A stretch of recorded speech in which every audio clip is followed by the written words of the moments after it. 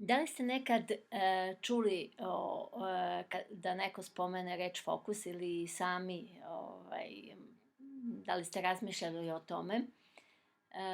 Voljela bih da sad popričamo malo ukratko o fokusu.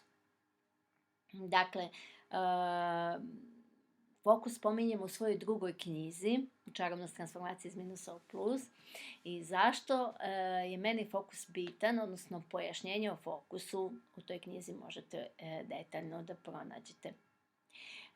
Knjige se prodaju u Laguni, Vulkanu, Dereti, Delfi knjižarama. I na vama je da poradite na tome.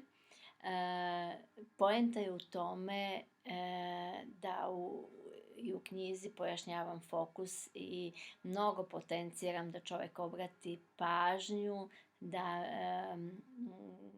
dođe do toga da razjasni sebi kako da usmerava sebe i da stavlja fokus na odgovarajuće kako bi sebe vodio i kako bi imao rezultata.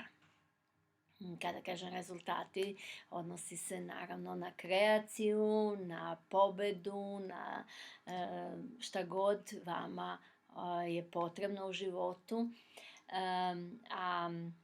Zašto sam to uopšte uradila? Jer sam ja, dok sam bila bolesna, upravljala time i onda sam prvi put naučila da vodim računa o fokusu, da prepoznam unutar sebe kakav mi je fokus, šta mogu da promenim i kako da napredujem.